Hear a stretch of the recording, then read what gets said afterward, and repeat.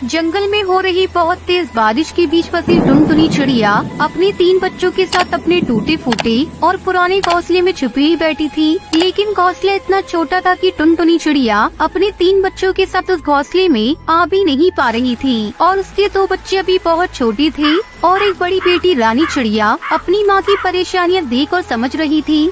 Mummy, इतनी तेज बारिश में तो पानी भी घोंसले के अंदर आ रहा है, अब हम क्या करें? हम क्या कर सकते हैं बेटा, जब बारिश बंद होगी तभी पानी घोंसले से निकलेगा, तब तक हमें इसी तरह एक साथ बैठे रहना है। टुनटुनी चिड़िया अपनी बेटी रानी चिड़िया को समझा रही थी कि तभी उनका आधा घोंसला भी पेड़ से टूटकर जमीन पर गिर जाता है और चिड़िया का एक छोटा बच्चा जो घोंसले में उस तरफ बैठा था वो भी गिरने से बाल बाल बचा था और अपने बच्चों को अपने पंख के नीचे छुपा लेती है। मम्मी, चिंटू ठीक तो है ना?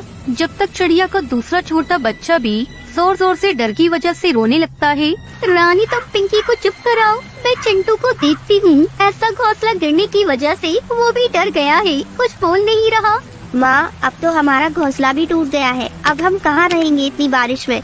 कोई बात नहीं बेटा, कहीं तो रह लेंगे। आओ हमारे पड़ोसी कालू कौवे के घर चलते हैं, वो हमारी मदद जरूर करेंगे ऐसी बारिश में। टुनटुनी चिड़िया अपनी बेटी को समझाने के लिए ये बात बोल देती है, जबकि अपना घोंसला टूट जाने की वजह से वो भी बहुत दुखी थी। टुनटुनी चिड़िया इतनी भारी बारिश में अपने बच्चों को बाहर भीगने नहीं दे सकती थी, इसलिए वो अपने पड़ोसी कालू कौवे के घर जाती है और बाहर से उसके घोंसले का दरवाजा खटखटाते हुए आवाज लगाती है।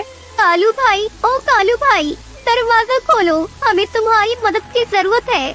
टुनटुनी चिड़िया उस तेज बारिश में अपने तीनों बच्चों के साथ कालू कौवे के घर के बाहर खड़ी रहती है, लेकिन थोड़ी देर तक कोई भी दरवाजा नहीं खोलता और थोड़ी देर के बाद कालू कौवा दरवाजा खोलता है।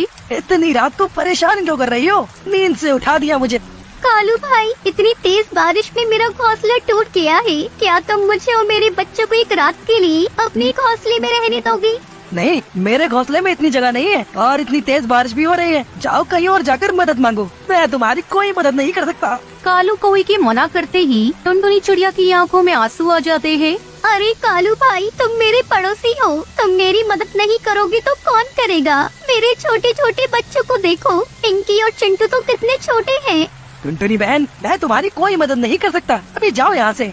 इतना बोलकर कालू कौवा टुनटुनी चिड़िया के सामने ही अपने घर का दरवाजा बंद कर देता है। बारिश और ज्यादा तेज हो जाती है और कालू कौवे के घर के बाहर खड़ी टुनटुनी चिड़िया बिल्कुल बेबस होकर अपने 3 बच्चों के साथ तेज बारिश में भीगती रहती है। उसके दोनों छोटे बच्चे जोर जोर से रोते रहते हैं। टुनटुनी चिड़िया उसकी बड़ी बेटी रानी चिड़िया दोनों मिलकर चिंटू को चुप करवाती है और बारिश से बचने के लिए इधर उधर आसरा ढूंढती है। एक जगह पेड़ पर घने पत्ते थे और उस जगह बारिश की बूंदें थोड़ी कम आ रही थी, इसलिए चिड़िया माँ अपने छोटे बच्चों को वहाँ पर बिठाकर दूसरे पड़ोसी तोता